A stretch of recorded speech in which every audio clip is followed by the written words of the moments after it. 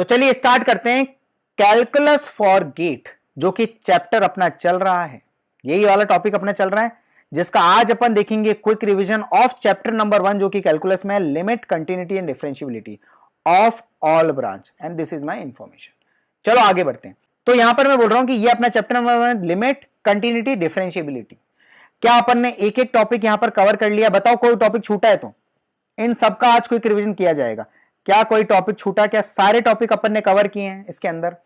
Gate and ESC previous year question रह गए हैं, वो आज क्लास खत्म होते ही आपको मैं प्रीवियस ईयर क्वेश्चन की पीडीएफ भी अपलोड कर दूंगा आपके मेंबरशिप वाले बैच में। और जो बच्चा नया है, जो पहली बार इस वीडियो को देख रहा है, उसको बता देता हूं कि इंजीनियरिंग मैथमेटिक्स फॉर गेट, तो जो बच्चा नया है वो यहां पर ये देख सकता है कि यहां पर आपको ऐप पे ये कोर्स का प्रीव्यू देखने को मिलेगा, जिसके अंदर 129 आवर्स में पूरा इंजीनियरिंग मैथमेटिक्स कवर हो चुका है। 99 वीडियोस मिलेंगे, 55 पीडीएफ नोट्स, 13 टेस्ट और 1 मंथ का ड्यूरेशन, जिसके अंदर 499 कॉस्ट की प्राइस है, जिसके अंदर आपको 200 ऑफ मिलता है। इंटरनेट हैंडलिंग मिला के 306 आपका चार्ज बनता है। तो you can buy this course by downloading our app and get the membership. क्या बात क्लियर है? तो इंपॉर्टेंट एक्सपेंशन, क्योंकि फ्लो नहीं टूटना चाहिए बेटा रिवीजन के समय। बस रिवीजन करते हो, ई की पावर एक्स का क्या एक्सपेंशन ये होता है, पता है कि नहीं पता है? नहीं पता तो बेटा याद कर लेना, ये इंपॉर्टेंट सारे एक्सपेंशन बहुत इंपॉर्टेंट है। Sine X, cos X, tan X, E की पावर एक्स, बहुत काम आएंगे आपके एक्सपेंशन। ठीक है, अब उसके बाद में इनडिटर्मिनेंट फॉर्म्स, मतलब आप कैसे पता कर सकते हो कि आपके जो भी कहां पर ये डिफाइन नहीं होता। 0 बाय 0 फॉर्म इनडिटरमिनेट फॉर्म है, infinity by infinity, 0 into infinity, infinity minus infinity, 0 की पावर 0, 1 की पावर इंफिनिटी, इंफिनिटी की पावर 0, ऐसा कोई भी टर्म नजर आ जाए तो वहां पर आपकी लिमिट नॉट एग्जिस्ट बोलोगे आप। This is not defined, the limit is not defined. क्या बात क्लियर है? अगर मैं एल हॉस्पिटल रूल की बात करूं तो what is L'Hospital rule, जिसके अंदर आप ये बोलते हो कि limit x tends to A F X upon G X if we put F of A 0 G of A 0। अगर ये 0 बाय 0 का फॉर्म देता है तो आप ऊपर नीचे डिफरेंशिएट करते हो एंड गोज ऑन। आप ये डिफरेंशिएट करते रहते हो, तब तक डिफरेंशिएट करो जब तक 0 बाय 0 फॉर्म हट नहीं जाता। कमेंट करके बताओ, क्या एल हॉस्पिटल रूल में कोई भी डाउट है? आप लोगों को अच्छे से रिवीजन हो रहा है? जल्दी से कमेंट करके बताओ यार, खत्म करेंगे बिल्कुल 15 मिनट में, क्विक रिवीजन कर लेंगे। यहां तक चीजें क्लियर है? राइट, कमेंट करते रहना बीच बीच में, सो दैट मुझे पता पड़े आप लोग लाइव देख रहे हो, कोई प्रॉब्लम आपको नहीं आ रही। ये एक इंपॉर्टेंट आइडेंटिटी आपको पढ़ाई थी। क्या इंपॉर्टेंट आइडेंटिटी है? Limit x tends to a, limit x tends to 0, 1 plus a x की पावर 1 अपॉन बी एक्स। क्या वो ई की पावर ए अपॉन बी होता? अब आप बोलोगे सर ये एल हॉस्पिटल से हम कर सकते हैं क्या? मैंने क्लास में ये चीज बढ़ाई थी कि आप एल हॉस्पिटल से मत करो इस चीज को, इसको याद करो, बहुत जगह ये काम आएगा आपका। सीधा सीधा ये फॉर्मूला बनता है, हर जगह पे ये काम आ जाएगा। आइडेंटिटी नंबर 2 याद करनी तो करो, नहीं करनी मत करो, बट ये कभी कभी ये भी आइडेंटिटी काम आ जाती, ई की power x minus 1 upon b x is equal to a upon b. काम आती है आपके क्वेश्चंस को जल्दी सॉल्व करने के लिए, बहुत काम आती है। तो मैं ज्यादा आइडेंटिटी नहीं बोल रहा हूं, सिर्फ ये आइडेंटिटी, बाकी आपका एल हॉस्पिटल से सॉल्व हो जाएगा, बट कुछ आइडेंटिटी आप याद करके रखो। जैसे ये आइडेंटिटी नंबर 3 बहुत ज्यादा important identity, limit x tends to F X की power G X is equal to E की पावर, ई की पावर आ जाएगा जी एक्स आ जाएगा, आगे आ जाएगा और ये हो जाएगा F x minus 1। Very very important, बहुत काम की आइडेंटिटी। ठीक है, अब मैंने कुछ एक्सप्रेशन, अब मेरी बात सुनो, मैंने कुछ एक्सप्रेशंस आपको बताए थे। इधर देखिए, ढंग से देखिए। यहां पर आप बोल सकते हो कि ये जो n नेचुरल नंबर्स का सम क्या होता है? n into n plus 1/2। n natural number का जो स्क्वायर होता है उसका सम क्या होता है? ये क्या है? बहुत इंपॉर्टेंट है आपके जो भी लिमिट के क्वेश्चन होता है उसके लिए बहुत इंपॉर्टेंट ये सारे फॉर्मूलेज। क्या n into n plus 1 into 2n plus 1/6 और क्यूब होता है n क्यूब तक, वो होता है n इंटू एन प्लस 1/2 का होल स्क्वायर। कुछ लिमिट के क्वेश्चंस होते हैं जिनको आप इस तरीके से सॉल्व करते हो। याद आ रहा है कुछ? क्या आप इस टर्म को क्या इंटीग्रेशन मान लेते हो और 0 से लेकर 1 तक इंटीग्रेट करते हो, और r बाई एन को, ये जो r बाई एन आप कन्वर्ट करते हो उसको आप x मान लेते हो। फॉर एग्जांपल अगर r बाई एन ऐसा हो गया तो इसको आप x मान लोगे, तो इसका इंटीग्रेशन आप करते हो, इंटीग्रेशन 0 से लेके 1, 1 अपॉन 1 प्लस एक्स स्क्वायर। जो भी इसका आंसर आएगा वो इस लिमिट का आंसर होगा। क्या इतनी बातें क्लियर है? अब डेफिनेशन ऑफ कंटिन्यूटी, ये हो गया लिमिट खत्म, लिमिट आपको समझ में आ गया बहुत अच्छे से। ठीक है सर, एक टेस्ट सीरीज में ट्रिक लिखा था लिमिट के क्वेश्चन के शॉर्ट में सॉल्व करने, हाँ पता है, तो वही वाली ट्रिक है बेटा, यही वाली ट्रिक्स हैं, बहुत इंपॉर्टेंट ट्रिक्स हैं ये सारी जो भी आपको बता रहा हूं। अब what is definition of continuity, what is the definition of continuity?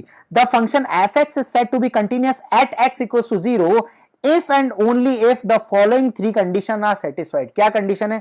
पहली बात तो आपका फंक्शन एग्जिस्ट करना चाहिए, ठीक है, फंक्शन एग्जिस्ट करने के बाद उसकी लिमिट एग्जिस्ट होनी चाहिए, इनडिटरमिनेट फॉर्म नहीं बनना चाहिए, और लिमिट एग्जिस्ट करने के बाद में आपको इसके इक्वल करना। क्या यही अपन ने टेस्ट वाले क्वेश्चन में किया? ये देखो बेटा, ये जो 5th क्वेश्चन था, क्या इसमें यही चीज करी थी? इधर देखो देवांग, ये देखो ये वाली चीज आपको पढ़ा रखी है, limit x tends to A F X अपने एफ ऑफ ए के बराबर होना चाहिए, यही अपन ने करा, limit x tends to A, ये देखो, is equal to F of A के बराबर होना चाहिए। ये कंडीशन है अपनी डेफिनेशन ऑफ कंटिन्यूटी। क्या यहां तक चीजें क्लियर है? चलो आगे बढ़ते हैं। फंडामेंटल थियरम्स क्या है कंटिन्यूटी के?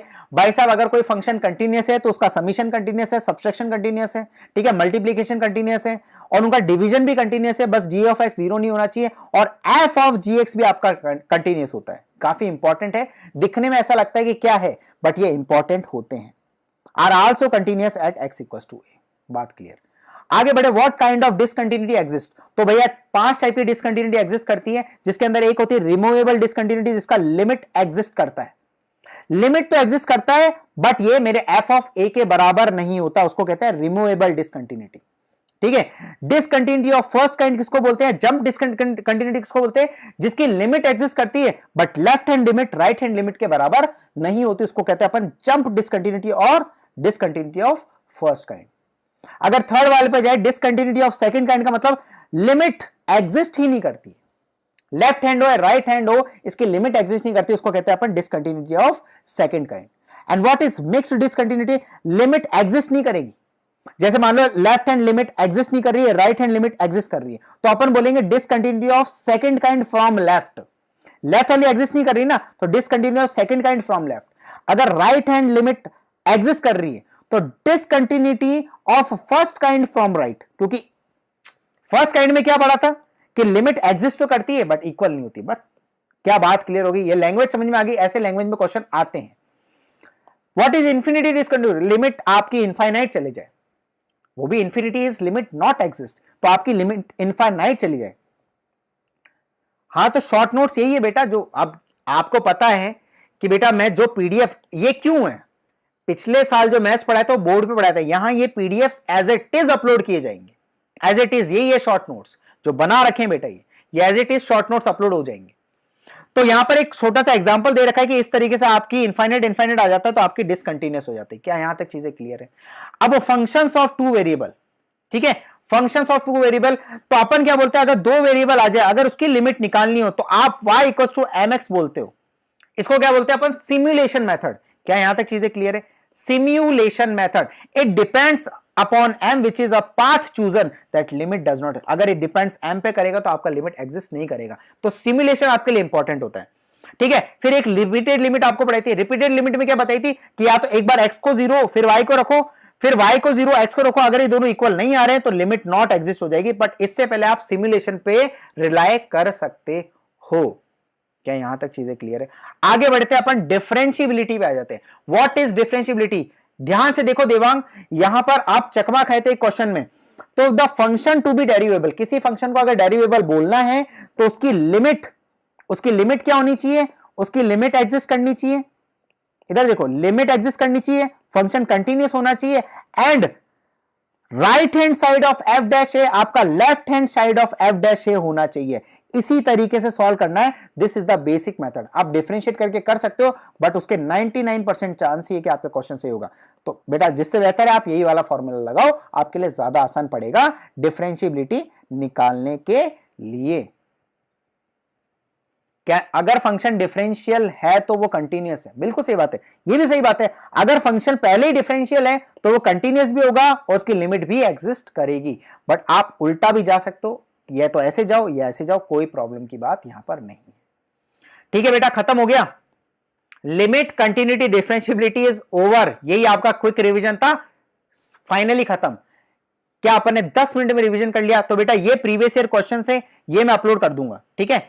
ये प्रीवियस ईयर क्वेश्चन है, ये आपके बैच में अपलोड हो जाएंगे सारे। इधर देख लो, ये देख लो, ठीक है।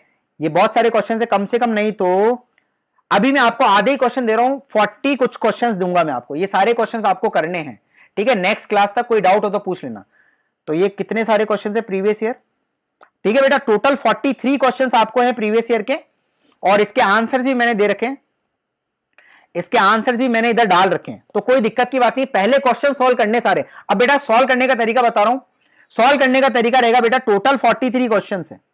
अब 43 क्वेश्चंस में टाइमर लगा दो, सॉल्व करने का तरीका हो तो टाइमर लगा दो, मतलब 43 क्वेश्चंस को आप सॉल्व करो बेटा 1.5 आवर्स, 1.5 घंटा कर दो, ठीक है। 90 मिनट्स में 43 क्वेश्चन सॉल्व करो, ज्यादा इससे ज्यादा टाइम नहीं लगना चाहिए, 90 मिनट्स।